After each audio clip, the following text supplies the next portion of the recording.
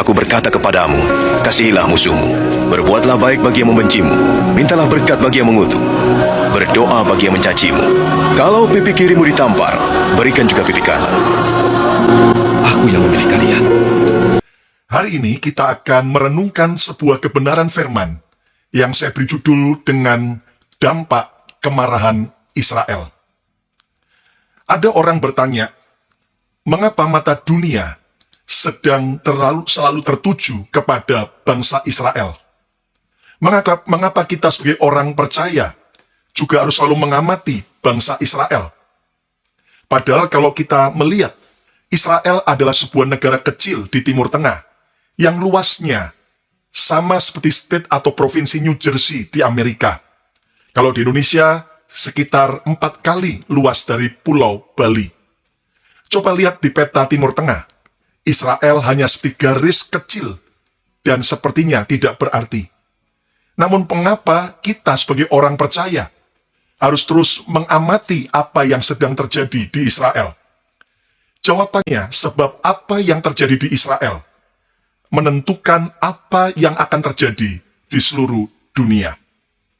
Apa yang terjadi di Israel merupakan bagian dari penggenapan nubuatan-nubuatan di dalam Alkitab.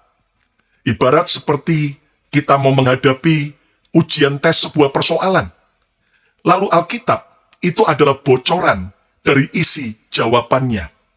Sehingga kalau saudara membaca Alkitab, saudara akan bisa melihat dan mengerti tentang apa yang sedang terjadi dan apa yang akan terjadi. Mengapa kita harus selalu mengamati juga Israel? Karena Tuhan Yesus, yang adalah Allah yang turun ke dunia, lahirnya pun di Israel. Tuhan Yesus mati di kayu salib dan bangkit pada hari yang ketiga, serta naik kembali ke surga juga dari Israel. Setiap kali kita pergi tur rohani ke Israel, kita pasti juga akan melihat tempat kelahiran Yesus, lalu tempat Yesus disalibkan, bahkan juga tempat kubur Yesus, Yesus bangkit, bahkan juga, saudaraku, kita juga akan lihat tempat di mana Yesus naik kembali ke surga di Bukit Zaitun atau Bukit Sion. Dan ternyata, saudara sekalian, itu juga bukan hanya dikunjungi oleh orang-orang yang percaya Yesus, namun juga oleh kelompok-kelompok dari agama yang lain juga datang ke sana, karena mereka percaya bahwa Tuhan Yesus naik dari tempat itu dan akan datang kembali ke tempat yang sama. Saudara sekalian, jadi Tuhan Yesus juga akan datang kembali ke Israel. Apa yang terjadi hari-hari ini? Israel begitu marah kepada Hamas akibat serangan mereka tanggal 7 Oktober 2023 yang menewaskan 1.400 warga Israel serta menawan 240 orang. Kejadian ini bagi Israel merupakan tragedi terburuk kedua di dalam sejarah bangsa Israel setelah peristiwa Holocaust. Akhirnya Israel menyatakan perang untuk menghancurkan Hamas. Hamas adalah kelompok teroris yang rela mengorbankan rakyat Palestina sebagai tameng atau kendaraan demi kepentingan mencapai agenda mereka. Kita sudah mendengar bahwa Presiden Palestina sendiri mengatakan bahwa apa yang dilakukan oleh Hamas tidak mewakili Palestina. Agenda utama Hamas bukanlah perdamaian antara Palestina dengan Israel. Namun agenda utama Hamas adalah untuk menghapus Israel dari peta dunia. Bahkan pada tahun 1988, Hamas sudah membuat 2 deklarasi janji komitmen mereka. Yang pertama adalah untuk melenyapkan Israel dari dunia. Mereka mau membunuh dan membantai habis orang-orang Yahudi. Deklarasi yang kedua di tahun 1988 dari Hamas, bahwa hari penghakiman tidak akan datang sampai mereka berperang dan membunuh orang Yahudi. Saudara sekalian, jadi ternyata kita lihat bahwa salah satu deklarasi daripada Hamas adalah mereka sadar bahwa mereka itu akan menjadi kelompok yang akan menyerang Israel sampai pada hari penghakiman, sampai pada hari, saudaraku, yaitu terjadinya perang besar, perang Harmagedon atau perang dunia ketiga. Ternyata Israel juga marah setelah mereka mengetahui semua bantuan dana, bantuan bahan bakar, bantuan makanan, air minum, listrik dari PBB maupun dari Israel bagi Palestina ternyata digunakan oleh Hamas bukan untuk kesejahteraan rakyat Palestina, tetapi untuk memajukan agenda organisasi Hamas. Saya berkali-kali ke Israel dan juga masuk ke wilayah Palestina, terutama ke Bethlehem dan juga ke Yeriko. Di Yeriko sampai hari ini ada banyak rumah-rumah masih reruntuhan akibat peledakan bom ketika perang. Tapi saya bertanya kepada tour guide-nya, mengapa rumah-rumah yang roboh itu nggak dibangun kembali? Lalu tour guide lokal, orang Arab Kristen, dia berkata, Pastor, bantuan dana dari PBB, bantuan dana dari Amerika, bahkan bantuan dana dari Israel, sudah begitu banyak diberikan kepada Palestina, namun dikorupsi. Dan Anda tahu, saudaraku, akhirnya justru juga dipakai oleh kelompok Hamas demi kepentingan mereka. Kekejaman Hamas dengan membantai 1.400 orang Israel telah mengakibatkan kemarahan Israel. Benyamin Netanyahu, Perdana Menteri Israel, mencuplik ayat Alkitab dari Pengkhotbah pasal 3. Ada waktu untuk berdamai, ada waktu untuk perang. Bahkan dia berkata, mendeklarasikan sekarang waktunya Israel berperang bagi masa depan. Tentunya kita tidak setuju adanya perang. Kita ingin adanya perdamaian Israel dan Palestina. Ayo yang mau coba katakan, Israel dan Palestina harus berdamai. Nah, kita juga berduka atas jatuhnya korban dari pihak Israel maupun dari pihak Palestina. So sekalian, tapi bagaimanapun juga kita melihat bahwa kemarahan Israel itu akhirnya, saudaraku, membabi buta. Lihat bagaimana selama beberapa minggu ini, sejak serangan Hamas, akhirnya Israel tidak henti-hentinya terus mengejar dan mencoba menghancurkan Hamas. Nah, apa yang menjadi kemarahan Israel? Ternyata telah dinubuatkan di dalam Alkitab. Mari kita lihat di dalam Kejadian pasal 49 ayat 8 sampai ayat 10. Ini adalah kata-kata nubuatan Yakub atau Israel kepada 12 suku Israel, anak-anaknya.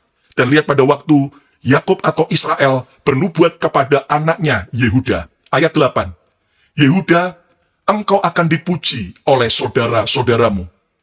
Tanganmu akan menekan tengkuk musuhmu. Lihat bagaimana Yehuda, Israel, itu akan menekan tengkuk musuhnya. Kepadamu akan sujud anak-anak ayahmu. Jadi bukan hanya dari keturunan Ishak, tapi juga dari keturunan Ismail. Ini yang sudah dinubuatkan. Lihat ayat yang ke-9. Dikatakan, Yehuda adalah seperti anak singa. Setelah menerkam, engkau naik ke suatu tempat yang tinggi, hai anakku. Ia meniarap dan berbaring seperti singa jantan, atau seperti singa betina. Siapakah yang berani membangunkannya? Saudara, Alkitab sudah mengatakan bahwa Israel, yang diwakil oleh Yehuda, seperti anak singa yang siap menerkam. Dan, saudaraku, kalau sampai ada yang berani membangunkan singa tidur, maka singa itu, yang dikenal singa Yehuda, akan segera bangkit dan akan menyatakan kegarangannya, kemarahannya. Perhatikan ayat yang ke-10.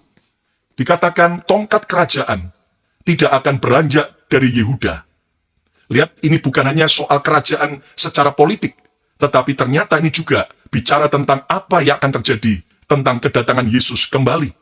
Tongkat kerajaan tidak akan beranjak dari Yehuda, dari Israel, ataupun lambang pemerintahan dari antara kakinya. Sampai kapan? Sampai dia datang. Yang berhak atasnya, maka kepadanya akan takluk bangsa-bangsa. Lihat, sudah dinubuatkan sampai dia datang. Yang berhak atasnya. Dan siapakah itu? Ini berbicara tentang kedatangan Yesus, yang merupakan keturunan dari suku Yehuda. Dan lihat, ini bicara tentang kedatangan Mesias.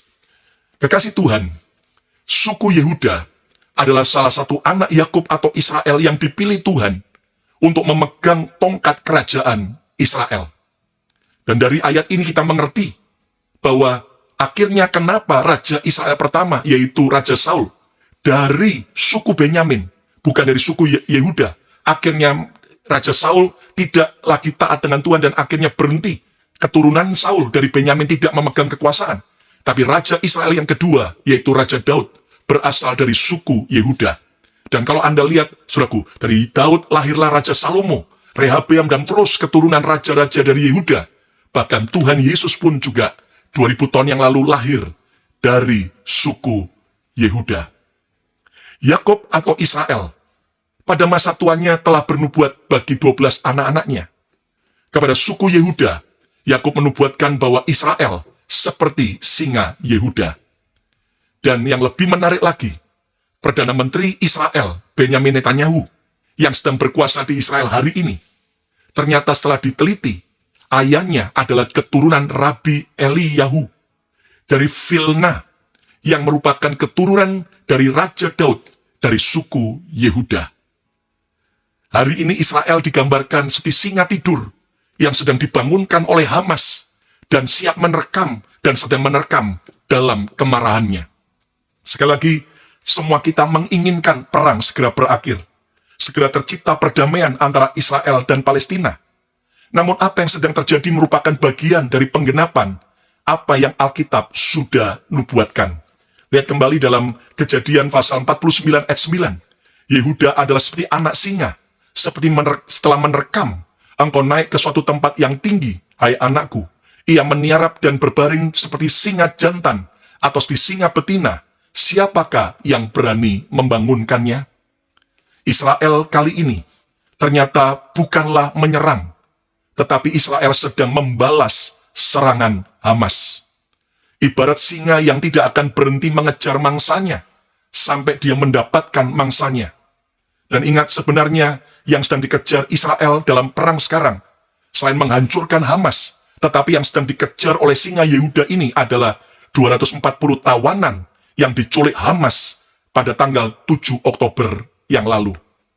Walaupun sudah diperingatkan oleh banyak negara, namun Israel akan terus berperang sampai Hamas dihancurkan.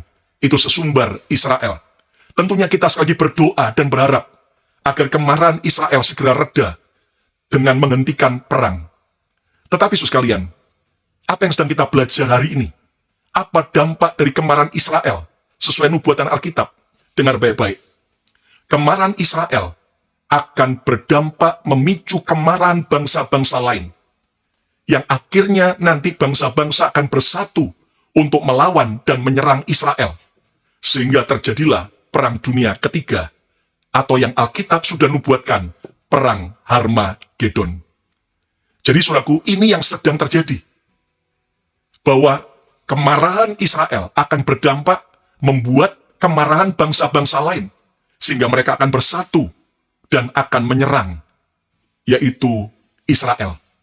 Ada banyak yang bertanya, Pastor Lukas, apakah perang Israel kali ini dengan Hamas merupakan yaitu tanda dimulainya Perang Dunia Ketiga? Saudara, saya tidak berani berkata ya atau tidak, tapi kita harus lihat dari nubuatan Alkitab. Saudaraku, dan itu nanti akan saya jelaskan.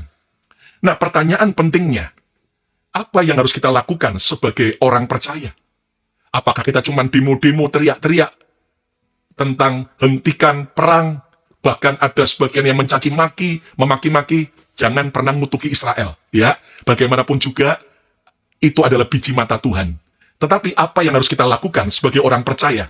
Izinkan saya membagikan 3 hal yang harus kita lakukan sebagai orang percaya menyikapi kemarahan dari Israel, singa Yehuda. Yang pertama adalah berdoalah bagi perdamaian. Berdoa bagi perdamaian. Sesuai dengan Alkitab, lihat dalam Mazmur pasal yang ke-122 ayat 6-7. Berdoalah untuk kesejahteraan Yerusalem. Berdoalah untuk kesejahteraan Yerusalem, termasuk kesejahteraan Israel dan kesejahteraan Palestina. Biarlah orang-orang yang mencintaimu, bukan membenci Israel, bukan membenci Yerusalem, bukan membenci Palestina, tetapi biarlah orang-orang yang mencintaimu mendapat sentosa. Di tengah-tengah kesulitan yang kita hadapi masing-masing, jangan malah kita mengutuk, membenci bangsa pilihan Tuhan, tapi justru kita belajar berdoa dan mengasihi mereka, supaya kita mendapat sentosa. Ayo, yang mau coba katakan, saya mau memberkati Israel dan Palestina. Ya, supaya saudara nggak kena kutuk. Saya nggak mau kena kutuk, saya mau diberkati, supaya kita sentosa. Ayat yang ke-7. Biarlah kesejahteraan ada di lingkungan tembokmu, dan sentosa di dalam purimu. Jadi saudaraku, dari ayat Alkitab ini, apa yang kita harus lakukan melihat kemarahan Israel? Yang pertama adalah berdoalah bagi perdamaian. Ayo coba ketik, saya mau berdoa bagi perdamaian. Berdoalah bagi perdamaian Israel dan Palestina. Jangan ikut-ikutan mengutuki Israel, memusuhi Israel. Namun berdoalah bagi pertobatan Israel. Israel perlu bertobat. Israel perlu terima Yesus. Juga berdoalah bagi Palestina, bagi pertobatan Palestina, agar mereka juga boleh, saudaraku, mengenal Yesus. Dan lihat, dalam situasi yang panas sekarang ini, jangan malah membuat suasana jadi makin panas.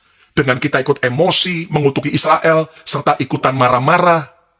Jujur, jika kita mau fair, mau adil, perhatikan bukan hanya korban yang terjadi di Palestina, tetapi juga perhatikan korban dari pihak Israel. Kita bukan hanya menuntut Israel menghentikan serangan, tapi kita juga menuntut Hamas harus menghentikan serangannya juga.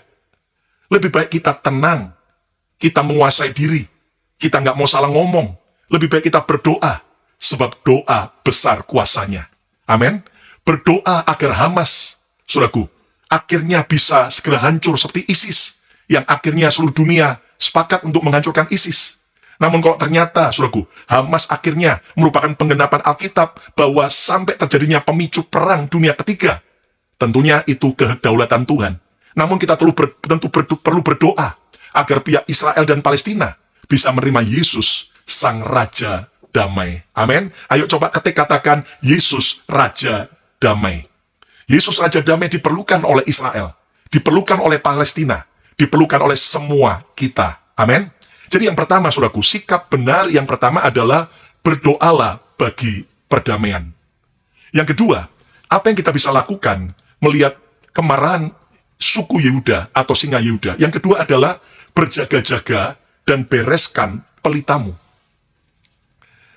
Saudara sekalian, kita harus berjaga-jaga. Yesus berkata, berjaga-jagalah, supaya kamu nggak tertinggal. Bereskan pelitamu. Jangan sampai kita menjadi seperti 5 gadis yang bodoh. Waktu mempelai datang, tidak siap, tapi jadilah seperti mempelai 5 gadis yang bijak, yang ketika, saudaraku, mempelai datang, pelitanya terus menyala, dan mereka siap dan masuk ke dalam pesta perjamuan kawin itu. Nah, kita harus berjaga-jaga dan bereskan pelitamu. Coba kita daripada terus bicara negatif, mari kita belajar untuk periksa diri. Bagaimana kondisi rohaniku hari ini? Bagaimana pelita imanku, pelita hidupku hari ini, apakah sedang menyala-nyala, ataukah rohku sedang padam? Hari ini kembali berjaga-jaga. Tujuan pengajaran ini, agar kita kembali melekat dan mencintai Yesus. Ayo yang mau coba katakan, saya mau kembali cinta Yesus. Ada nubuatan Yakub bagi suku Yehuda yang harus kita perhatikan. Apa itu, saudaraku? Lihat lagi dalam Kejadian pasal 49 ayat 10. Tongkat kerajaan tidak akan beranjak dari Yehuda. Lihat, tongkat kerajaan tidak akan beranjak dari Yehuda. Jadi, ternyata, saudaraku, Israel itu memang ada tongkat kerajaan, ada otoritas, ada pilihan Tuhan. Lihat, atau lambang pemerintahan dari antara kakinya, sampai dia datang, yang berhak atasnya, maka kepadanya akan takluk bangsa-bangsa. Pertanyaannya, sampai dia datang yang berhak atasnya, ini siapa? Kata sampai dia datang yang berhak atasnya, dia di sini dari bahasa Ibraninya dari kata siloh, yaitu kedatangan Mesias, kedatangan Juru Selamat, dan inilah kedatangan Yesus kembali yang kedua kali. Jadi kemarahan Israel akan berdampak bagi kemarahan bangsa-bangsa sampai terjadi perang Harmagedon atau perang dunia ketiga. Saya tentunya berharap perang kali ini segera reda dan belum menjadi pemicu perang dunia ketiga. Tapi who knows, siapa yang tahu? Makanya kita harus sadar dan berjaga-jaga. Lalu Anda harus mengerti, sebelum perang dunia ketiga atau Harmagedon itu terjadi, maka akan ada masa sukar atau tribulation, masa di mana Antikris akan berkuasa di Israel, bahkan juga di seluruh dunia selama 7 tahun. Sampai akhirnya Yesus segera datang kembali. Dengar baik-baik, Alkitab sudah menubuatkan, kedatangan Yesus kembali itu ada 3 tahap. Yang pertama adalah saat kita meninggal. Ya, saat kapanpun kita meninggal, itu ternyata juga Yesus datang menjemput kita. Tapi yang kedua, saat rapture atau pengangkatan, yaitu sebelum antikris berkuasa. Rapture, pengangkatan itu apa? Pengangkatan untuk orang-orang percaya Yesus yang sudah siap, yang rohnya menyala-nyala, yang hidup benar, hidup takut akan Tuhan, itu akan tiba-tiba hilang lenyap dan akan diubah dalam tubuh kemuliaan. Dan juga orang-orang Kristen yang sudah mati, saudaraku, dari saudaraku Firdaus, mereka yang siap, mereka juga akan keluar dan akan saudaraku dalam tubuh kemuliaan bertemu dengan Yesus di awan-awan. Itu adalah peristiwa pengangkatan atau rapture. Tetapi Alkitab juga menubuatkan kedatangan Yesus kembali yang kedua, tahap yang ketiga, adalah saat Yesus turun ke Bukit Zaitun yang ada di Yerusalem, Israel, membela Israel melawan Antikris dalam perang Harmagedon. Lalu ada banyak pertanyaan. Apakah perang Israel ini pertanda Yesus segera datang kembali? Kalau saudara mau tahu jawabannya, saudara nanti baca dengan detail Yehezkiel pasal 38 dan Yehezkiel pasal 39. Ayo coba ketik Yehezkiel 38 dan 39. Coba lagi ketik Yehezkiel 38 dan 39 supaya Anda ngerti. Nah, perhatikan dua hal ini. Saudaraku, perang yang dialami oleh Israel itu bisa menjadi sebuah perang dunia ketiga atau Harmagedon jika Rusia atau yang Alkitab sebut dalam Yehezkiel 38-39, yaitu Magog atau Rusia dari utara ikut berperang menyerang Israel. Sekali lagi, tanda yang pertama, jika sampai Magog dari utara Israel, yaitu Rusia, kalau sampai ikut berperang menyerang Israel, wow, itu berarti sudah sangat nyata. Lalu yang kedua, jika sampai akhirnya Amerika, negara yang selalu disebut sebagai yaitu saudara tua dari Israel, kalau sampai akhirnya Amerika tidak lagi selalu membela, tidak lagi menolong Israel, menghentikan pertolongannya bagi Israel, maka dua tanda itu berarti itu akan memicu perang dunia ketiga. Dan Anda mengerti, saudaraku, bahwa ini yang segera dan bisa terjadi kapanpun juga. Nanti Anda baca detail dalam Yehezkiel 38 dan 39. Akan ada 6 musuh Israel yang Alkitab sudah nubuatkan. Yang pertama adalah Magog. Magog itu siapa? Magog itu dari utara Israel, itulah Rusia. Lalu disebut Gog. Gog itu apa? Tsar, prince dari Magog. Inilah kekaisaran Rusia. Lalu juga dalam Yehezkiel pasal 38 ada kata Mesek. Mesek itu apa? Itulah Moskow. Lalu juga ada kata Tubal. Tubal itu apa? Kota utara di daerah Rusia. Jadi ada namanya kota Tubal di Rusia. Lalu musuh Israel yang kedua dalam perang dunia ketiga atau Harmagedon adalah Iran, yang cukup lama disebut sebagai Persia. Dan dalam Yehezkiel 38 juga disebut Persia. Namun akhirnya tahun 1935, Persia mengubah diri dengan nama Iran. Nah, sebelumnya, saudaraku, Iran atau Persia ini adalah negara yang punya hubungan baik dengan Amerika dan Israel untuk bersama-sama membeli minyak. Namun kalau Anda baca sejarah, tahun 1979, akhirnya Iran, saudaraku, atau Persia ini berbalik. Justru, saudaraku, melawan Amerika dan Israel. Dan akhirnya Iran atau Persia ini telah berpihak kepada Rusia. Bahkan Iran telah membeli 10 billion deal untuk membeli senjata dari Rusia. Dan Anda tahu, pemasok senjata dari Hamas adalah Iran. Dan itu senjata-senjata yang Iran beli dari Rusia. Jadi kalau Anda baca dalam Yehezkiel 38, ada kata Persia yang akan ikut berperang melawan Israel. Itu adalah Iran. Lalu yang ketiga, ternyata musuh Israel nanti yang Alkitab sudah jelaskan dalam Yehezkiel 38-39 adalah Ethiopia. Aneh kan? Kalau Anda baca dalam Alkitab, Yehezkiel 38 ada kata Kus. Kus itu sebelah utara Sudan. Dan ini bicara tentang Ethiopia. Dari Sunni Muslim. Dan Anda mengerti, saudaraku, hari ini kan Ethiopia itu dibantu oleh Israel sampai pertanian mereka boleh bertumbuh baik. Tapi, kalau sampai Ethiopia ikut-ikutan bersatu melawan Israel, wow, itu penggenapan Yehezkiel 38-39. Yang keempat adalah Libya. Ya, kalau Anda baca dalam Yehezkiel pasal 38, itu disebut Put, ya. Put ini adalah Libya. Dan 97% daripada penduduk Libya itu dari kelompok Muslim Sunni, ya. Dan Hamas itu dari kelompok Muslim Sunni. Bahkan yang kelima, dalam Yeskel 38 disebut Gomer. Gomer itu mana? Bagian saudaraku timur daripada Eropa. Daripada Israel itu Eropa. Ukraine, Belarus, Poland, Armenia, ya, dan semua yang Nia-Nia, ya kan. Itu saudaraku nanti akan bersatu juga Gomer ini untuk melawan Israel. Lalu juga Bet Torgama, teritorial dari Turki, yang meninggalkan NATO dan gabung dengan Rusia. Dan Anda tahu saudaraku, Yeskel 38 ini belumlah perang Harmagedon, tapi formasi kampanye militer untuk mulainya tribulation, masa kesusahan awal, di mana nanti Antikris muncul. Dan ini nanti sudah dinubuatkan dari timur juga akan ikut perang melawan Israel. Dari mana? Timur itu China, ya, termasuk juga dari Korea Utara. Jadi saudaraku, kita tahu bahwa ini sudah di depan mata. Mari kita tahu dan kita melek rohani. Kita juga, saudaraku, melihat dengan logika bahwa apa yang Alkitab nubuatkan sudah di depan mata. Hari ini tadi saya melihat berita bahwa pasukan perang bayaran dari Rusia, ya, ternyata mendukung Hizbullah untuk menyerang Israel. Kita nggak tahu apakah akhirnya benar-benar Rusia akan terlibat dalam peperangan kali ini atau belum. Nah, apa yang sedang kita belajar hari ini? Mari kita terus berjaga-jaga. Kita terus bereskan pelita kita.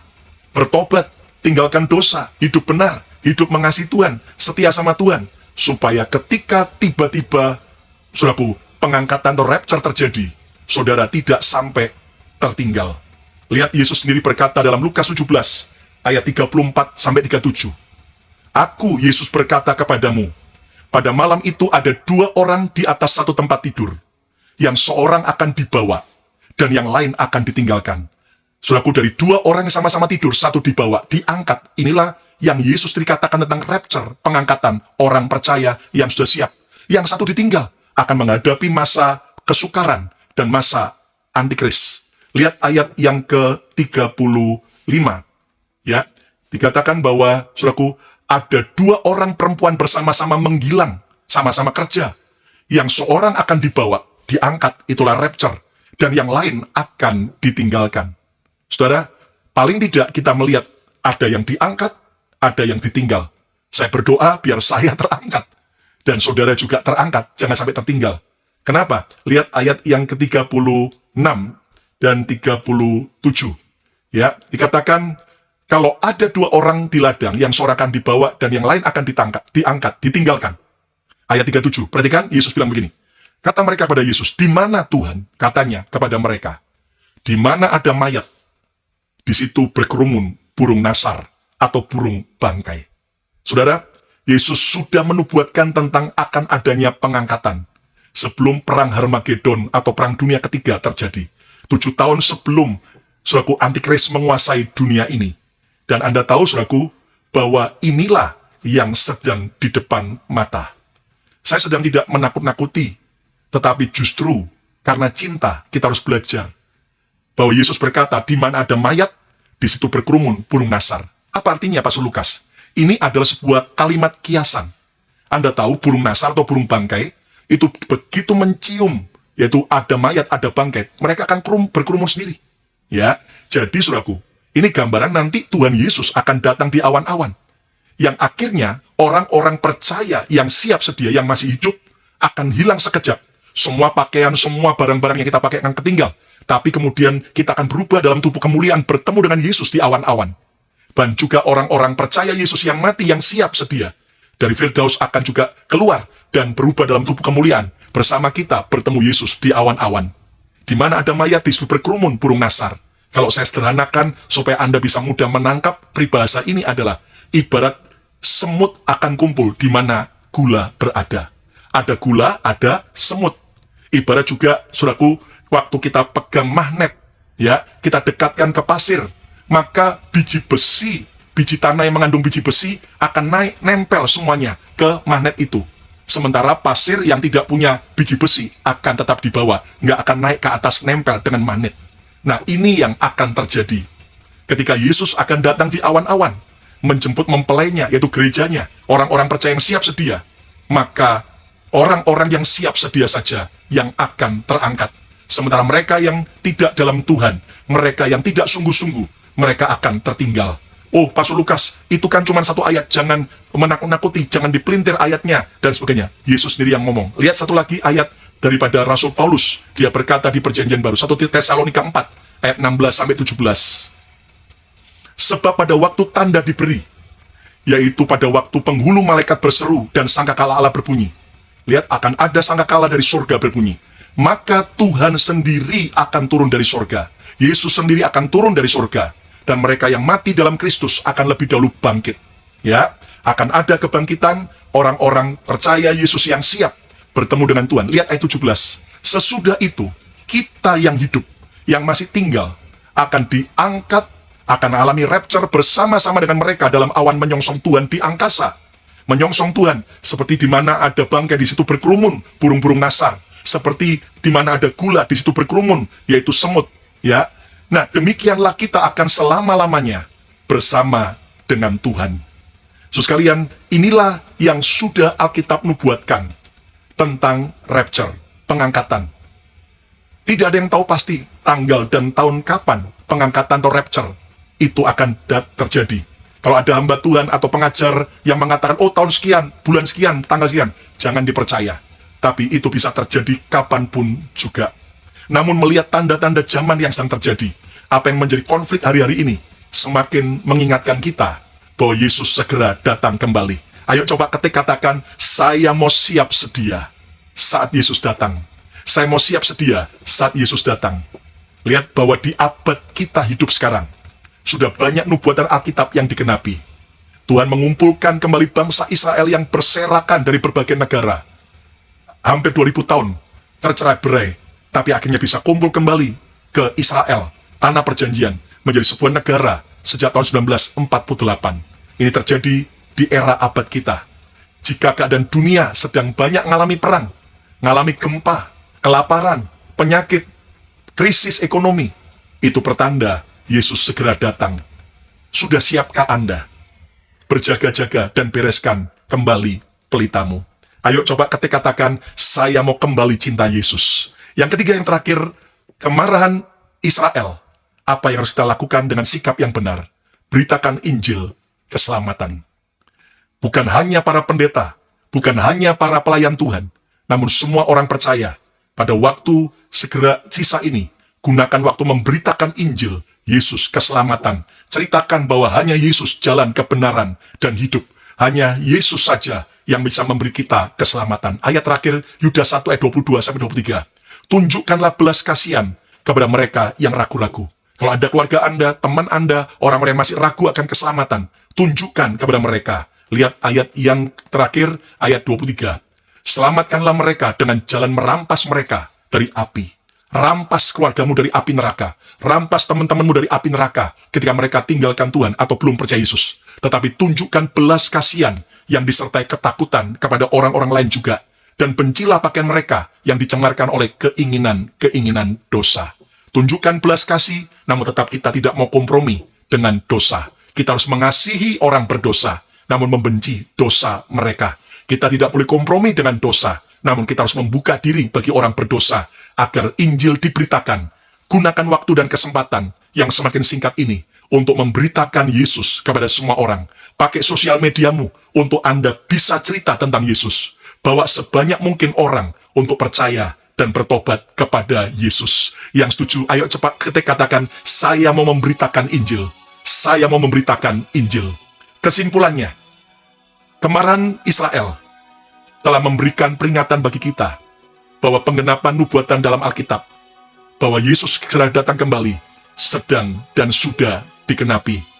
Pertanyaannya, apa yang harus kita lakukan sebagai orang percaya? Yang pertama, berdoalah bagi perdamaian.